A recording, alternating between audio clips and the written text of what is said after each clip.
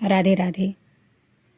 आज हम परिकार मालिका के प्रथम भाग महिला प्रसंग के पूज्य माँ, पूज्य बाबा जी एवं पूज्य श्री राधा बाबा जी के जो संपर्क में माता बहिनें साधु संत थे, उनकी संक्षिप्त में इस परिकार मालिका में चर्चा हुई है।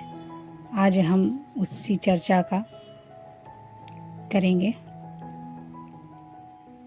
श्री भगवती श्री विष्णु प्रिया प्रगट उत्सव बसंत पंचमी का दिन है। गीता वाटिका गोरखपुर में 2020 बसंत पंचमी अर्थात 19 जनवरी 1964 के दिन बाबा ने नदिया बिहारी सचिनंदन श्रीनिमाई पंडित की प्राणनिधि श्री भगवती श्री विष्णु प्रिया जी का जन्मोत्सव बड़े भावपूर्वक मनाया था। भगवती श्री विष्णु प्रिया जी के प्रति परम आदरणीय श्री चाचा जी सम्मान्य श्री जयदयाल जी डालमिया का अत्यधिक भक्तिभाव है। प्रभुपाद श्री हरिदास जी गोस्वामी जी ने महाप्रभु श्री चैतन्य देव पर, श्री लक्ष्मी प्रिया पर, श्री विष्णु प्रिया पर तथा श्री विष्णु प्रिया निमाई पर प्रभुत साहित्य की रचना की है। इन्हीं की बंगला भाषा में एक श्रेष्ठ रचना है विष्णु प्रिया नाटक। इस नाटक के हिंदी अनुवाद की पांडुलिपि का पूजन इसी बसंत पंचमी को हुआ। मेरा अनुमान है कि इस नाटक का बंगला भाषा से हिंदी में रूपांतरण स्वयं श्री चाचा जी ने किया है। भले अनुवाद का किंचित संशोधन किसी अन्य से कराया गया हो।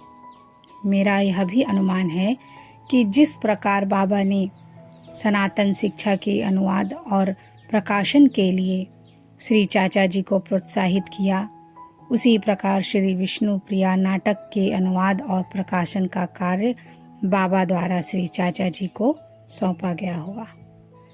इस नाटक का पुस्तकार प्रकाशन तो 2021 में रास पूर्णिमा को हुआ था। 2021 की रास पूर्णिमा को हुआ था। पर जब इसके हिंदी अनुवाद की पांडुलिपि की तैयारी हो गई, उस समय की बात है।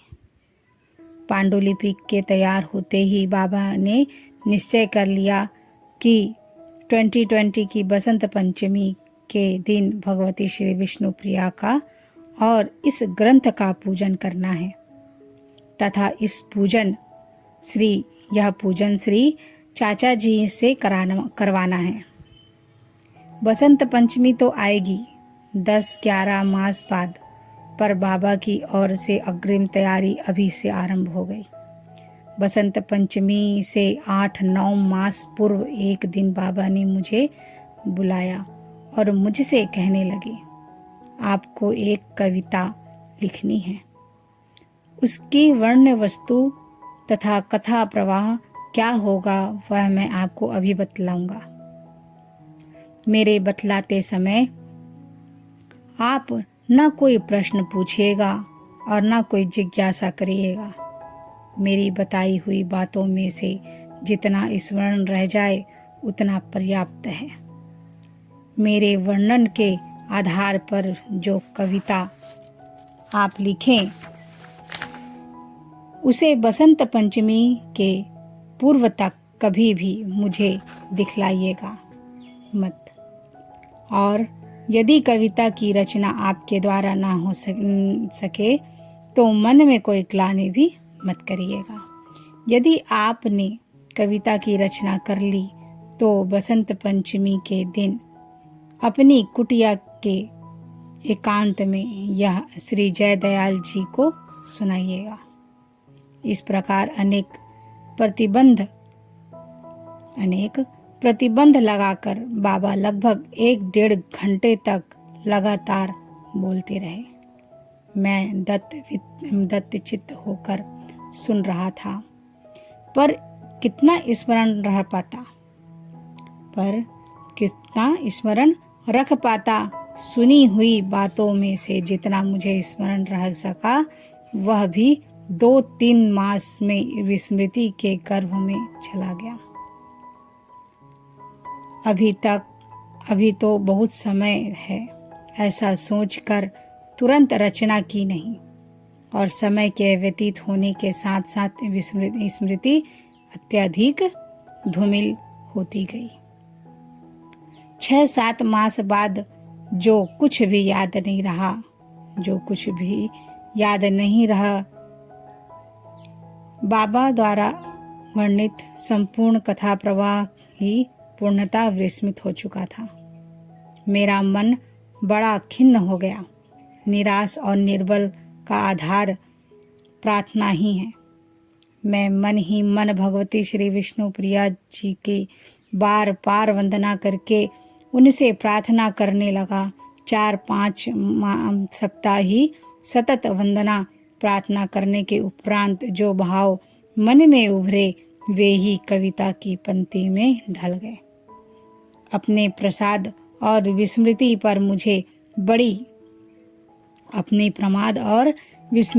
मुझे बड़ी शर्म आ रही थी, पर अब मैं इसी बात से ही संतोष कर रहा था कि साधारण स्तर की कविता की रचना हो जाने के बाद बाबा के सामने रिक्त हस्त जाने वाली स्थिति नहीं रही।